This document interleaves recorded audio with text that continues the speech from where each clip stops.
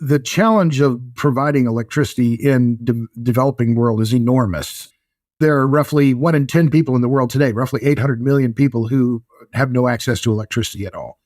There are another 3.7 billion who are living in what would be considered electricity poverty. They live in countries where on average per capita consumption is less than what's used by a kitchen refrigerator in the United States. So less than 1,200 kilowatt hours per capita per year.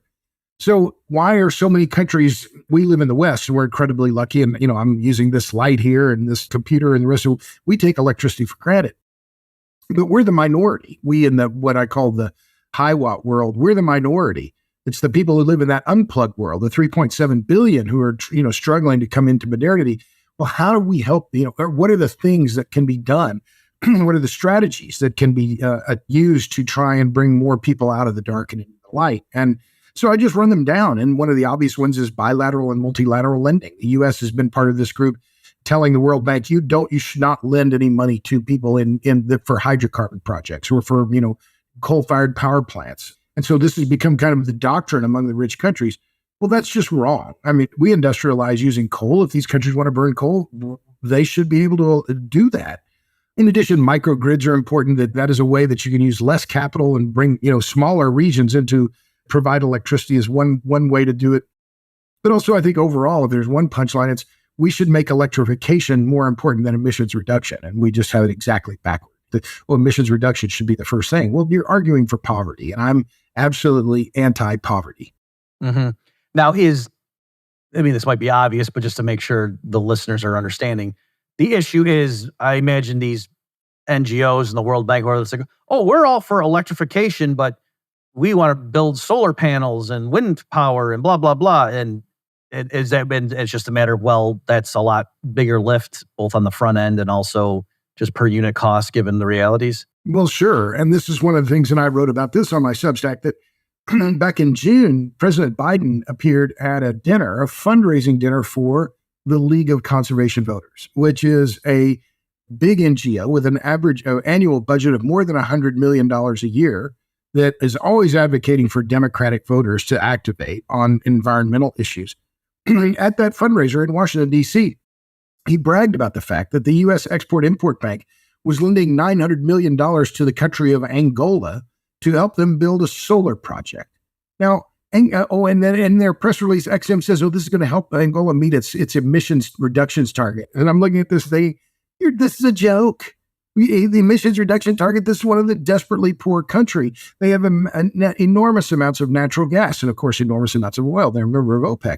They should be building natural gas-fired power plants. That would be a much better use of that money, would provide more reliable and available electricity to far more people. But instead, we're having them build solar panels. This is the equivalent. Let them eat solar panels. Where's Marie Antoinette when we need her? Right. So, let's just walk through that example so people can understand the terrain. So, for Angola, is it that their own government also is against the development, or they just don't have the internal financing to get a natural gas-fired power plant up and running, and then the richer nations won't give them the capital? Well, my guess is it's more of the latter than the former. I'm no expert on Angola's internal politics, but, I think the country is probably saying, they want to give us money for that solar project. We'll take that, right? Right. Gotcha. But when you look at this in a very sober-minded view, well, they should be building gas-fired power plants. They have an enormous amount of natural gas available, and they're an enormous oil producer. So we should be helping them develop the humanist standpoint. And this is the thing that I say over and over again, Bob, is I'm an energy realist. Energy realism is energy humanism, and we need more of both.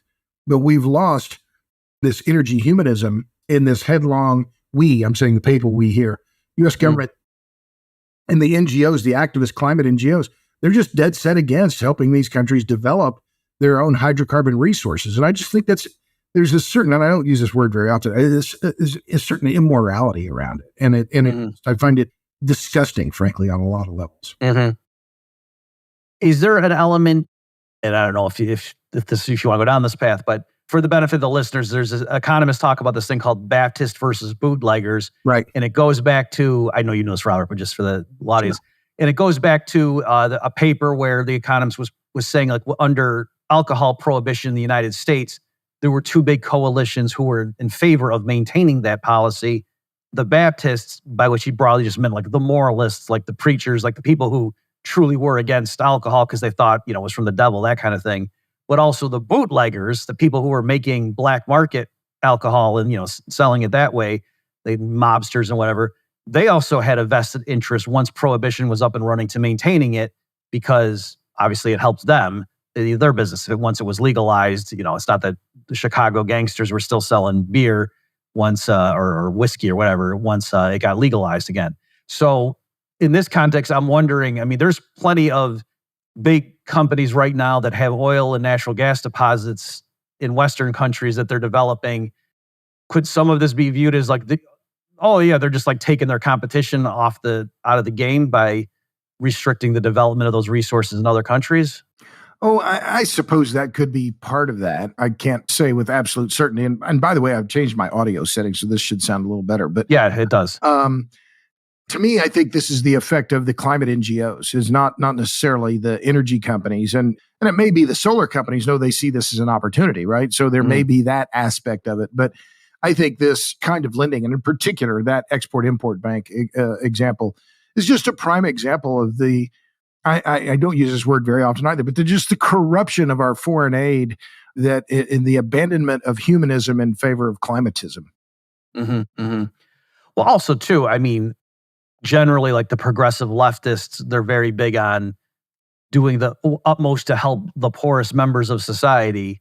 And so like you say, you would think that people who are living on that little amount of electricity per year, those would be the ones that should be getting the benefit of everything and not being expected to, you got to do your part to reduce emissions.